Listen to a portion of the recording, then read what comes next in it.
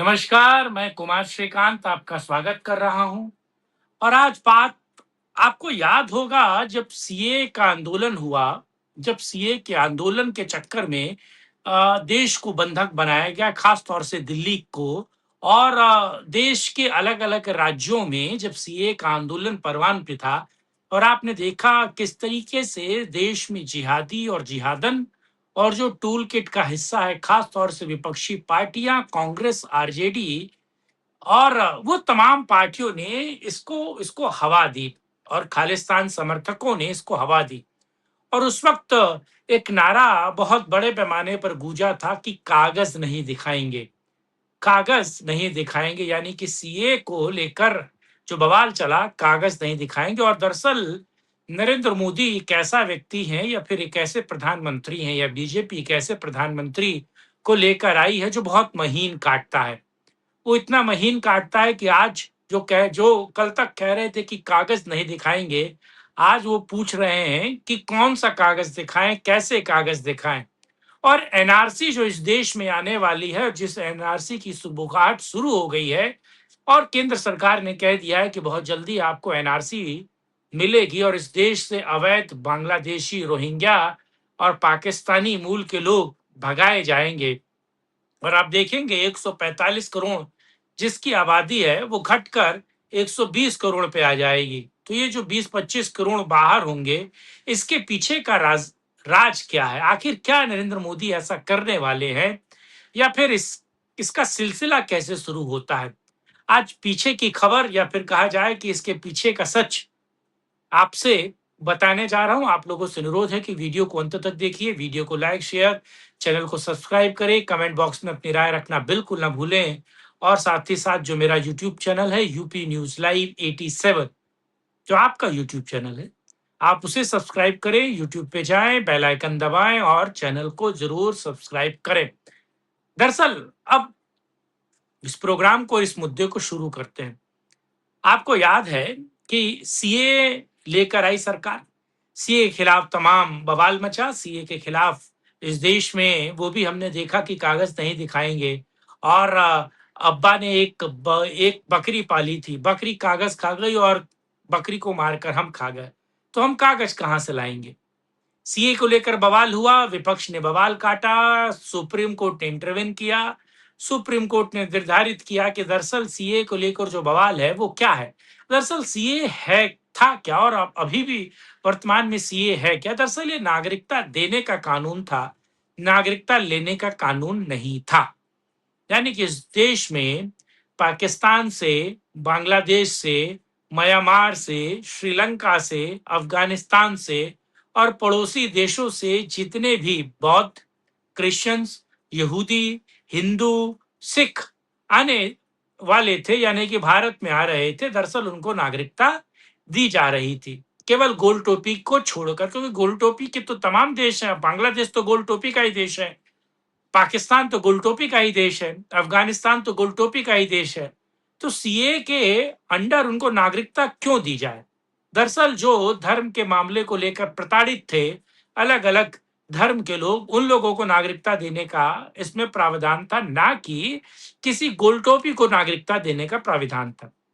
यह लॉ आया, इस लॉ के बाद बवाल मचा और बवाल के बाद सुप्रीम कोर्ट ने भी इंटरवेन किया और कोविड की मार से ये सारी चीजें धुल गई। वो बात अलग है कि उस वक्त की केंद्र सरकार ने सीए के इस लॉ को सही तरीके से इम्प्लीमेंट नहीं किया, यानी इसका नोटिफिकेशन नहीं हुआ और इसके नियम कायदे कानून सही तरीके से आए नहीं। उससे मतुआ समाज और नमोशूद्रा समाज जो बांग्लादेश से प्रताड़ित होकर आया था और लाखों शरणार्थी जो अलग अलग देशों से प्रताड़ित होकर भारत आए थे, उनको लगा कि नरेंद्र मोदी सरकार, दरअसल 19 में तो इसका फायदा मिला, लेकिन 22 में खास तौर से पश्चिम बंगाल के चुनाव में इसका एक बड़ा डायमिनो इफेक्ट मिला और बीजेपी 77 पे सिमट गई। वो बात अलग है कि उसकी स्टार्टिंग 3 से शुरू हुई, लेकिन वो 77 पे सिमट गई। उसके बाद आपको पता है किस तरीके से एसआईआर का कानून आया। एसआईआर यानी चुनाव आयोग ने यह निर्धारित किया कि इस देश में जितने भी मतदाता हैं और अलग अलग राज्यों में है, एसआईआर हुआ दरअसल। और चुनाव आयोग ने यह देखा कि दरअसल किन लोगों को वोट डालने का अधिकार है और कौन से लोग वोट नहीं डाल सकते, जिसको लेकर एसआईआर की प्रक्रिया शुरू हुई और उसको लेकर सुप्रीम कोर्ट भी गया। तमाम विपक्षी पार्टी सुप्रीम कोर्ट गई और सुप्रीम कोर्ट जाकर उन्होंने कहा कि दरअसल एसआईआर में हमें लोगों का जो नाम काटा जा रहा है, खासतौर से बांग्लादेशी और रोहिंग्याओं का नाम काटा जा रहा है, वो सरासर गलत है। चुनाव आयोग से चुनाव आयोग ने दरअसल सुप्रीम कोर्ट में कहा कि हम किसी की नागरिकता नहीं तय कर रहे हैं, लेकिन हमें यह तय करने का पूर्णतः अधिकार है कि इस देश में कौन वोट डाल सकता है और कौन वोट नहीं डाल सकता है, किसके माँ बाप चुनाव आयोग में एज अ वोटर रजिस्टर्ड थे और कौन एज अ वोटर रजिस्टर्ड नहीं है।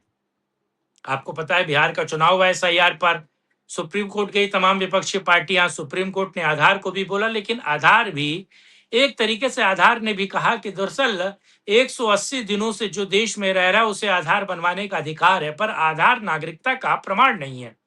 आपके भी पास आधार होगा और आधार में क्लियर है कि आधार नागरिकता का प्रमाण बिल्कुल नहीं है। पैन कार्ड क्योंकि वित्तीय लेन देन का प्रमाण है, लेकिन वो नागरिकता का प्रमाण नहीं है। 10वीं और 12वीं के जो मार्कशीट है वो एक हद तक नागरिकता का प्रमाण है। डोमिसाइल जो है, डोमिसाइल भी आपको पता है ना, आप मूल निवास प्रमाण पत्र बनवाते हैं जो कलेक्टर ऑफिस से, डीएम ऑफिस से, वो नागरिकता का प्रमाण है। लेकिन तमाम ये दावपेचों में एसआईआर की विजय हुई और चुनाव आयोग की भी विजय हुई और एसआईआर बिहार में बहुत बेहतर तरीके से लागू हुआ। उसका आपने परिणाम देखा कि 202 से ज्यादा सीटें बीजेपी की आई। वही एसआईआर जब पश्चिम बंगाल में शुरू हुआ तो फिर से वही वितंडावाद शुरू हुआ और उसके बाद आपने देखा किस तरीके से चुनाव आयोग ने तकरीबन 96 लाख से ज्यादा लोगों के नाम चुनाव की प्रक्रिया में नहीं थे, यानी कि वोटर लिस्ट से गायब थे। उसको लेकर भी वितंडा शुरू हुआ, इसको लेकर भी राजनीति शुरू हुई। वो बात अलग है कि देश के सुप्रीम कोर्ट चुनाव आयोग के साथ खड़ा था और 96 लाख लोगों का नाम काटने के बाद जो मरे हुए थे, जो ट्रांसफर कर गए थे, जो अलग जगह चले गए थे, उन सबका नाम इस एसआईआर की प्रक्रिया में माइनस हो गया। आपने देखा तो और बहुत बेहतर तरीके से इसको समझा भी। बांग्लादेश वो पश्चिम बंगाल के चुनाव में भी आपने देखा कि बीजेपी के हाथ इतने विजयश्री लगी और कैसे बीजेपी सबसे ज्यादा सीटें निकालकर, तकरीबन 208 सीटें अगर बीजेपी के पास है तो वो पश्चिम बंगाल के चुनाव के कारण ही हुआ और एसआईआर के कारण हुआ।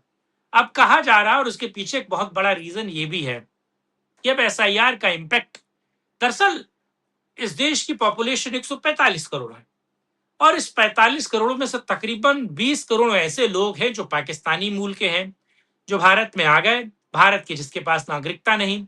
ऐसे बांग्लादेशी हैं जिनके पास नागरिकता नहीं, लेकिन उन्होंने तमाम तरह की चीजें बना ली, पैन, आधार, वोटर आईडी और राशन कार्ड बनवा लिया, पासपोर्ट तक बनवा लिया, सब कुछ बनवा लिया। इस बीच आपको पता है विदेश मंत्रालय ने कहा कि दरअसल पासपोर्ट भारत के नागरिक होने का प्रमाण नहीं है।